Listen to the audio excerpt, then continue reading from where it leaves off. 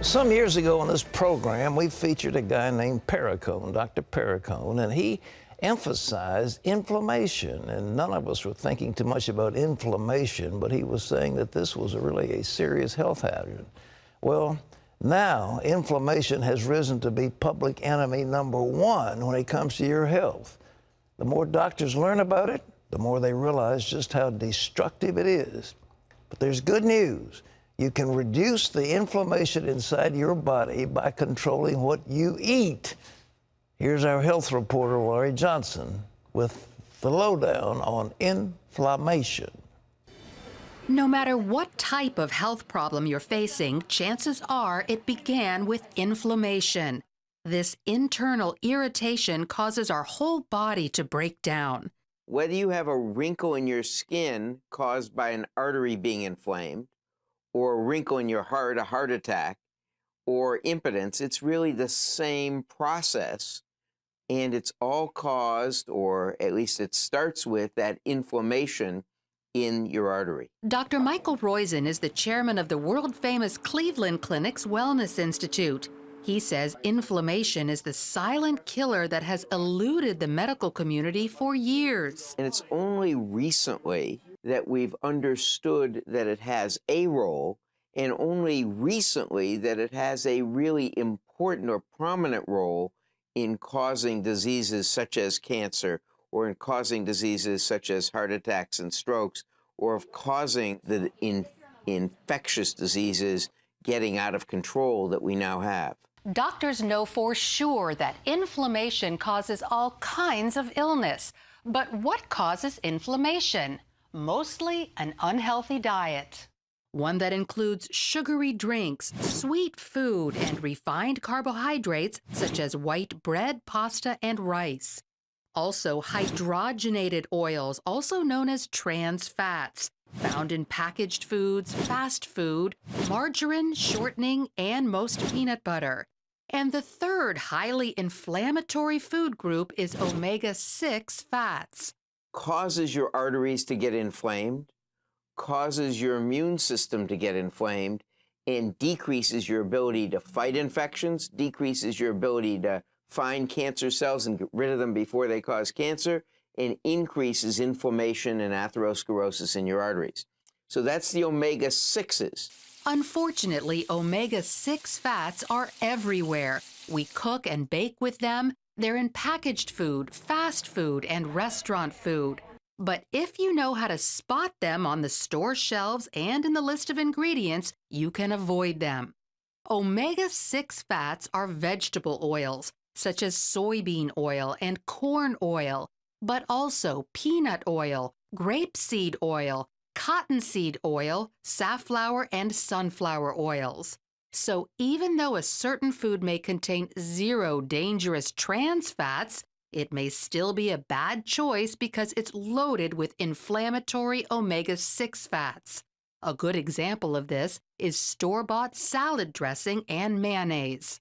The truth is, omega-6 fats are technically okay as long as you eat about the same amount of omega-3 fats.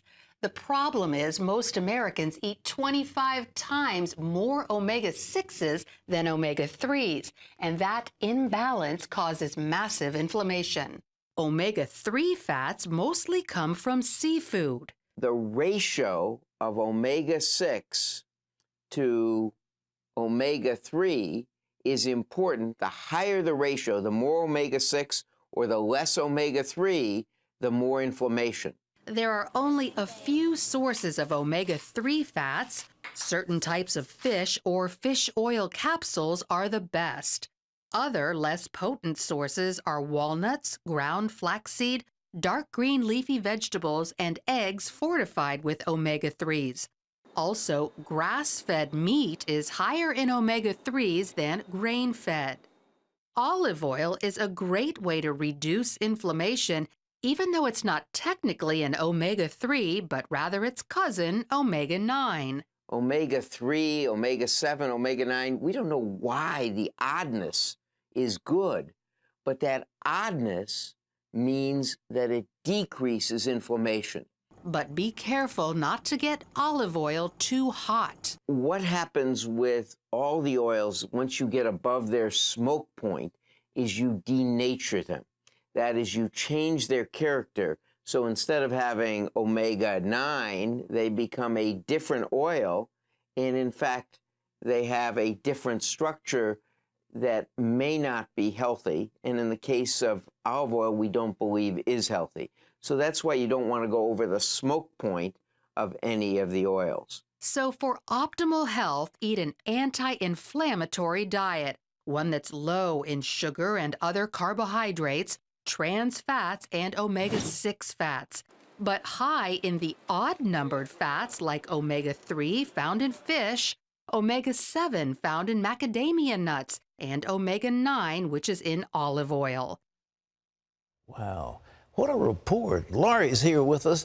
Laurie, what you and Dr. Roizen are saying is that the American diet is just loaded with things that kill them. Absolutely. And you know, it's been said that 80% of the disease and illness that we face today is because of poor lifestyle choices.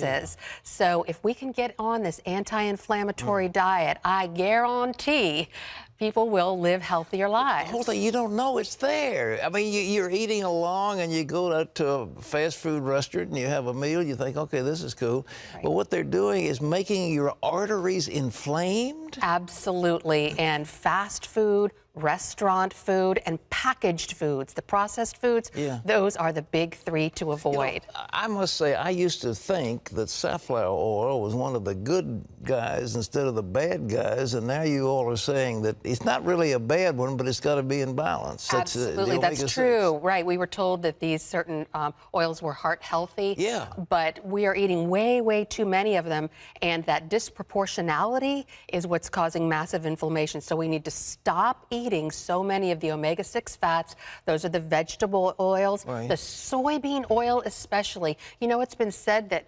1/5 of our total calorie intake is soybean oil, that one ingredient alone. So you really have to check that list of ingredients and look for soybean oil. Even though something may be trans fat free, it still may be loaded with omega-6 fats. Inflammation. Now, what is it called? We're looking at dementia. We're looking at hardening the arteries, atherosclerosis. We're looking at that various types of heart condition. We're looking at strokes. All of the above. Arthritis, diabetes, even behavioral problems like aggression and ADD, ADHD, and autism. These are all associated with inflammation. And this is cutting edge stuff. And I think in the future, we're going to be hearing more about the dangers of inflammation. How many women, I mean, when they go to the grocery store, I mean, their husband may be aggressive and beat them or something, and it's because of what they're eating.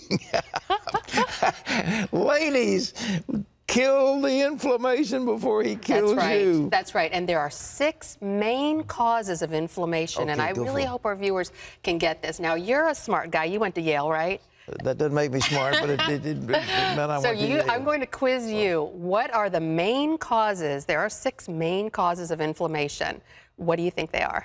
Well, I would always say the greatest culprit, sugar. And beyond that is white flour. Yes. And, of course, you got trans fats. Very good. So, anyhow, that's enough. Then what did we talk about today? We talked about the wrong oil. Omega-6. Omega-6 oil. And then there are a couple other things, too. A sedentary lifestyle, stress, and pollution, which is smoking and other toxins that are in the environment. So those are your main inflammatory problems, and if you can get a handle on those, stop eating the sugar, the refined carbohydrates, which are the white flours, the trans fats, omega-6 fats. Fructose corn syrup. I know you had some expert that disagreed with me, but more and more the research is showing that high fructose corn syrup has a chemical in it that makes us want to eat more, and it causes fat. Right. Well, actually, all sugars are that way, and actually, a lot of fat is that way too. The more we eat, the more we want. They are addictive.